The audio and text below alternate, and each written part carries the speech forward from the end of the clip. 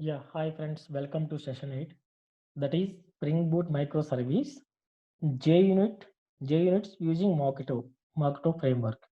So sorry. So before JUnits, we already have an application session 7. We already have an application like Spring Boot exception handling. So the same say on the same application we are going to write a JUnits using Mockito framework within this Spring Boot microservice. So before going to execute or before going to explain the things, we need to know the things around the JUnits. So what is JUnits and what are the how we are executing JUnits before the code. So developers who are following the test-driven methodology must write and execute unit test first before any code, which means we need to write the test cases using JUnits and before executing the code, all the test cases should execute and pass the will execute and pass the all the test cases, which means the all the test cases will execute correctly before without any code break. So once you are done with the code, you should execute all test cases and it should pass. Every time code is added, you need to re-execute all test cases and make sure nothing is broken, which means whenever you are developing or whenever you are adding a code into your classes or your services, which should not break. So how we can going to test from the test cases we need to test we need to test. So how we are going to write the test cases for each and every API from our application, we are going to see now. So Mockito framework and easy mock. So these are the this is the framework comes under PowerMock artifact. So this is what we are using now. So before going to that, we need to know some annotations. At the rate run with. Run with is an annotation. A Spring Runner JUnit 4 Spring Run Spring JUnit 4 class runner. So this should we need to use on top of test class, which indicates that class should be use Spring JUnit facilities. So if we want to use the Spring JUnit facilities, we need to use at the rate run with a Spring Runner like that, and also at the rate Spring Boot test. So what is the at the rate Spring Boot test? A Spring Boot provides at the rate Spring Boot test annotation, which starts the embedded server. So it is the responsible to for the starting the server, creates a web environment that enable at the rate test methods to do integration testing, which means so whenever we are requesting we are passing a request to our API, our real code will execute from this JUnit test class. For that web server we need to run, right, it is a RESTful application, right? So at the right Spring Boot test annotation will take care about that running that server. So that is what I am saying from the statement at that Spring Boot test. Now I'm going to the actual test class. So if you want to know the APIs, we are going to test these APIs. In this control, we have a save employee, get employee. So I take one of the API and I am writing the JUnits around this API. So what are the JUnits we can write this this API? So one is positive. When you are passing a employee ID, we will get the employee response, right? When you are passing valid employee ID, if it is not, if we are not having a record from the database, there is an we may get the exception, uh, employee not found exception like that. So that should also we need to check. See, whatever we are writing in a code, we need to test all the scenarios from our test cases. So that is what JUnits. So JUnits are nothing but whatever you written the code as part of your application development, you need to test all the scenarios from your JUnit from your unit test classes. So for that we have one of this framework called Mockito. So if you see this pom.xml, see here, easy mock, the power mock is there. So power mock API we are using easy mock. So this is what Mockito framework. So okay, so this is what we are using. So now I am going to Spring controller test. And also if you see this class, see, I already told you at the rate run with Spring Runner. Spring Runner is nothing but a which is allow the Spring J8 facilities, and at the rate Spring Boot test. So it will going to take the main class. See, this class is defined the Spring Boot main application class. Why? Because our actual flow will start from this application class, right? If you see, if you open this application package, we have a main Spring Boot application class. So this class is we are loading from our test class. Why? Because actual flow will start from here. So we need to test this main application. So that is the reason Spring Boot test. What class? Our main application class we need to test. See, friends, I am directly opening this class and structure and all, right? The project structure and all, right? If you want to know this project structure, and if you want to know how these APIs are working, you need to refer a session 7 before session class, before class. So this class is only I'm only say I'm only teaching only JUnits, how the JUnits are working.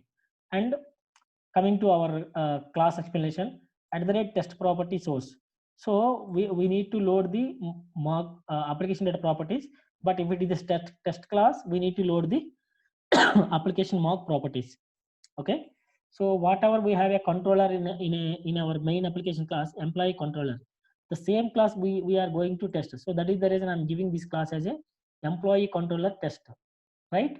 So whenever we are giving a request, it should enter into the controller first. So that is the reason I need to have this controller class, right? So that is the reason I injected here. So after that, employee service. So employee service also should be automated. Why? Because my flow should go from employee controller to employee service. In employee service, I have a repository, employee repository. But employee repository, I did mock bin at the rate mock bin, which means at the rate mock bin will create the proxy object, which will create the dummy object instead of actual object. Why it is a dummy object? We should not touch the actual database while we are writing a JUnits. Why we should not touch the actual database? Each and every time data test cases are executing before running the class, and there is a chance of a data updating or data manipulation in an actual existing database, original database.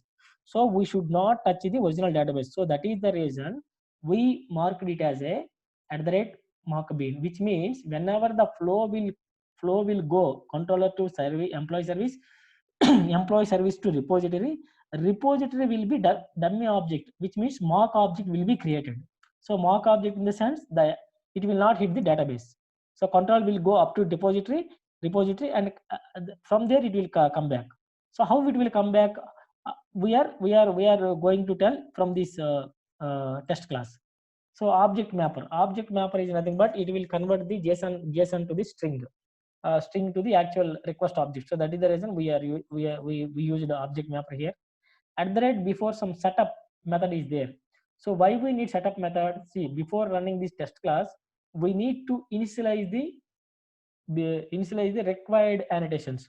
So that is nothing but a Mockito annotations. So whatever we are defining a Mockito bin, inject mocks in the sense whenever my flow or my controller will go to the my cursor will go to the employee service, the employee service should prepare the all the whatever it is having a dependencies, those all dependencies should be inject mocks, which means employee service will be object will be created. So whatever internal dependencies inject whatever the dependency injections are there inside the employee service simple, all are marked and inject. So inject mocks, it will come to the uh, place at the same place, and it should be marks. So that is the reason inject mocks, it should be injected, but it should be marked.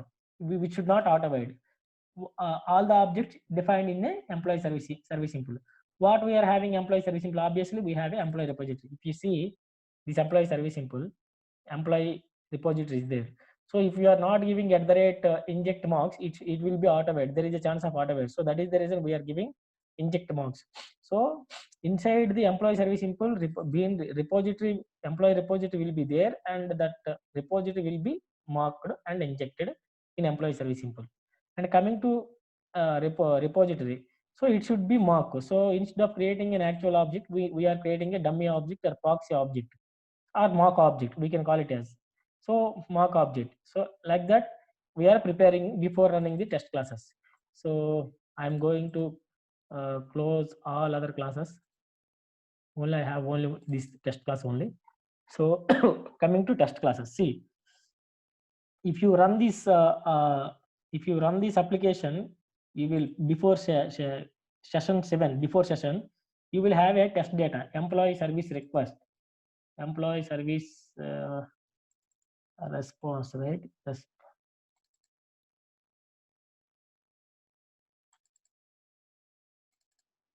Employee service response.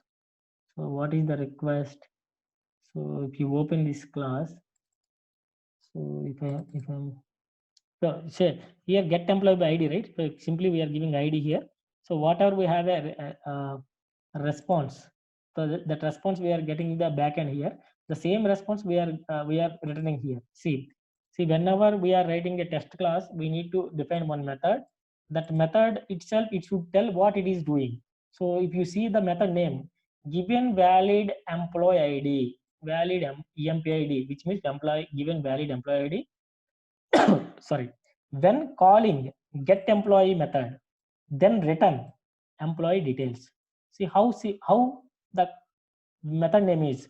So by seeing a method name, what method is doing, we are simply saying from the method name only.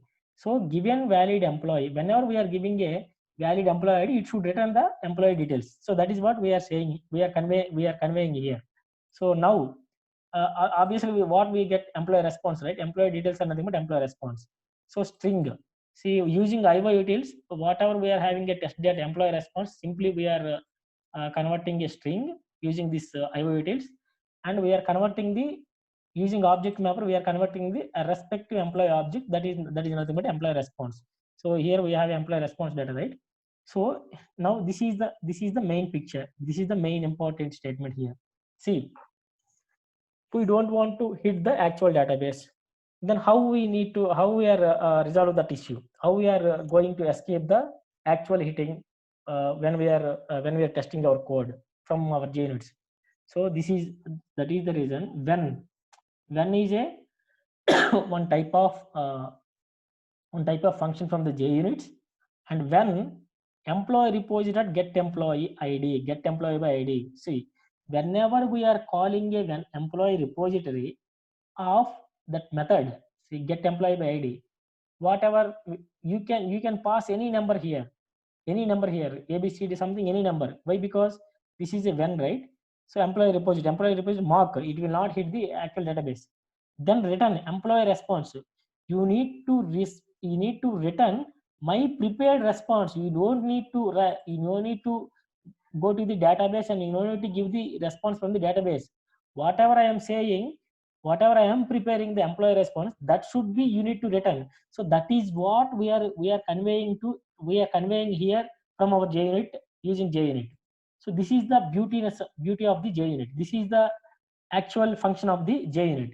See, simply whenever the control is go to the employee repository, get employee by ID. So this ID, whenever it is giving, we are giving like this, you can give any number of ID here, but you need to return employee response. That response I already prepared. That is what we are saying here. Now how it is the flow, way from where it will go from employee control, it will go, right? Employee control get employee method is there. If you see, this method is there, we are passing some ID. So ID, so from this ID it will go to the employee controller to service to the repository. Whenever it is going to the repository, whatever we are saying, that should be obey. See, whatever we are saying here, that should be listen and return this response only. That is what the JUnits. After getting the response, we need to asset not null, which means we are ensuring our response is not null, and also asset equals. We are testing. See, if you see this, see this expected and actual. See what is we are expecting from our response. I am expecting HTTP status okay, which means success response. So what is the actual response from the it is returning method is we are getting response a status code. Obviously that a status code HTTP okay. So whenever the we are getting an equal responses, that assert equal statement will be passed. Obviously the test case will be passed.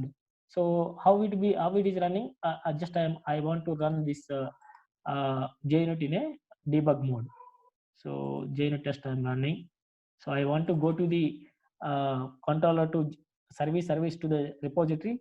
I want to see whether the repository is mocked or not.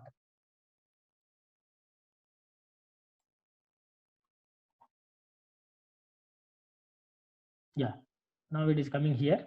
So if you see this all objects, employee controller, auto-void, it is auto-void. We are creating an object. Spring container is creating an object. Now employee repository also auto-void, but employee service is an auto-void. Why? Because here we defined as an auto-void. And inject mocks, whatever inside the employee service simple or employee service, which should be mocked and it should be available. Inject mock in the sense it should be injected, but it will be mocks. That is what we are saying here. Inject mocks. So it should be injected and it should be mocks. So if you see employee service, employee object is there, and inside that employee service, employee repository was mocked. It is mock object. It is not a original object equal to direct employee service, not like equal to employee repository. It is employee repository of some mock is creating. So it is not a real object. So right. So mock bean, obviously it will be mocked. It is mocked. Okay. So auto-void. Okay, fine. So now I am going to debugging. So whatever we are having a response, that response is preparing here. That response is preparing here, and it is coming a employee object.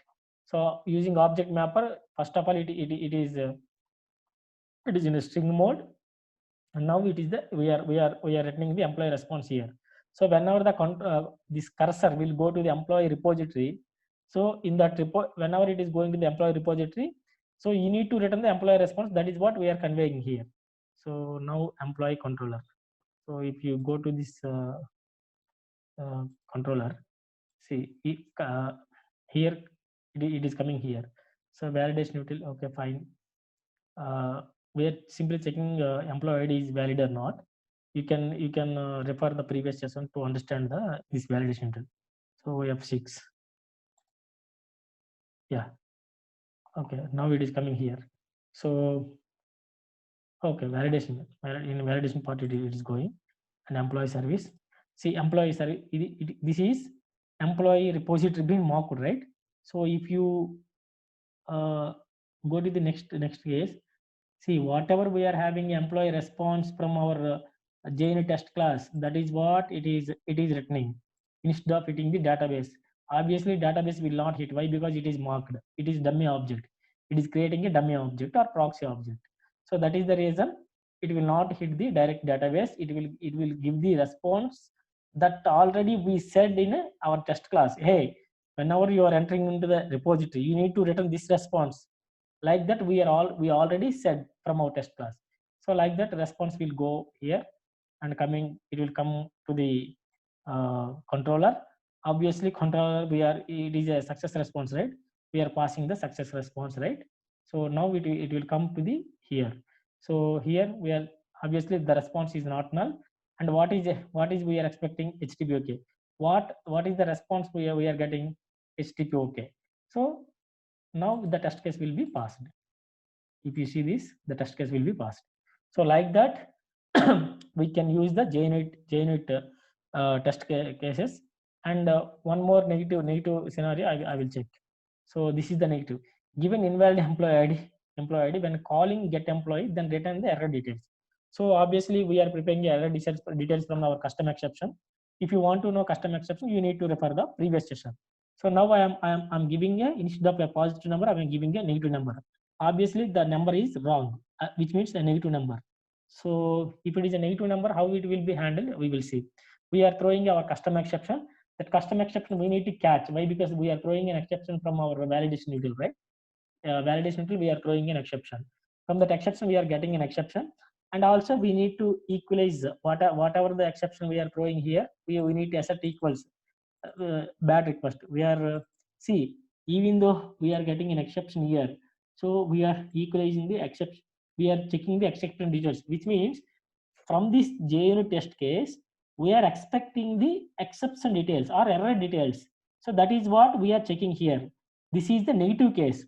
So whenever we are passing a negative employee ID, it should be through the error. That error details here we are checking, which means our code, first from the first test case, we are checking the positive flow, and second test case we are checking the negative flow, which means our code is not broken, which is executing as expected. When you are passing a positive number, it is giving a positive response. When you are passing a negative or invalid number, it is giving error details. So whatever we are expecting, that is what we are getting here, which means the test case is passed successfully.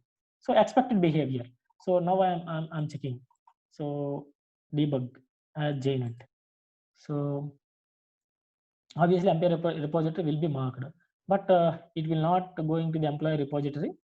Instead of going to that, it will see controller. It is coming controller, right? So it will go to the validation util. Obviously, the employee ID is coming a negative number, right? So if you see, if it is a less than or equal to 0, which means below 0 number or 0, it will throw the exception. If it is throw the exception, it will go to the exception handler. Exception handler, as we discussed in the previous session, what is an exception handler and all. So obviously, it will go to the any other custom exception handler. So right from the test class, it is going to the validation util. From here, it is going to the exception handler. So okay, from the class, it is throwing a custom exception. Oh, you're not directly coming here. Okay, no issue. So coming here, so response, what is the response? Exception dot get message is not null. So some exception class is coming. So exception is not coming. And also we are checking the status of this. We are expecting the bad request. Obviously, it is a bad request. So if you see this exception, so if you see the error details of this exception status, obviously bad request. So we are expecting bad request. This is also coming bad request. Obviously, it will pass.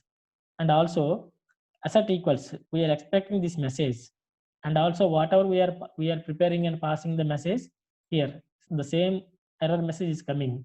So obviously we are getting the message that is message also like that. So if you see employee ID should be positive number. So that is what we are expecting here. So get message will be come like this. So if you execute this, the JUnit will be passed. So like that, you need to prepare the JUnit for all the ways from your API. Surrounding the API, you need to prepare the test cases. How many test cases we can write, more possible ways, and positive and negative. You need to write like this using Mockto. So I think, friends, you are enjoying this video, this session using Mockto framework. And now you can test all the test cases once. So simply you can run only one time all the test cases. Like that we can also run. See, all the test cases are running. So like that you can write any number of test cases through surrounding your code before executing or before deploying the code into the actual server. We can run and we can execute our code from the test cases. Our test cases will ensure our code is working perfectly, right? If you are getting a null or any exceptions, you need to resolve the code and you need to fix those exceptions and make sure your code is working properly. How we can ensure from our test cases will be, we can ensure. So in this session, I discussed with mockbean, right? Mockbean property, which means we are not touching the actual database. Actual database, what we are using here, actual database If you see this here, we are using the MySQL. MySQL is an actual database. So we can write test cases using H2 database also, embedded database also. So instead of see, I want to test, I want to instead of mark mark the repository, I don't want to mark the repository. I want to check my repository also whether it is working or not. So up to repository we are testing, right? But repository we did mark, right? So I want to test my repository also. So in that case, we need to use the embedded database, which means in-memory database. H2 database is the one of the SQL embedded database. We can use a next session. But in this session, we are able to know how the JUnits are, how the JUnit Mockto framework is working. So this is what Mockto JUnit framework. Thanks for watching this video or watching this session, friends. Below description link, I am sharing my GitHub link to access the code from my GitHub, and you can like and subscribe my channel for future videos. Our next session will be the JUnits using embedded in-memory database, in-memory or embedded database, which means we are directly hitting the database from our JUnits using H2 database. Okay. Yeah. Thanks, friends. Thank you very much. Thank you very much for watching this session.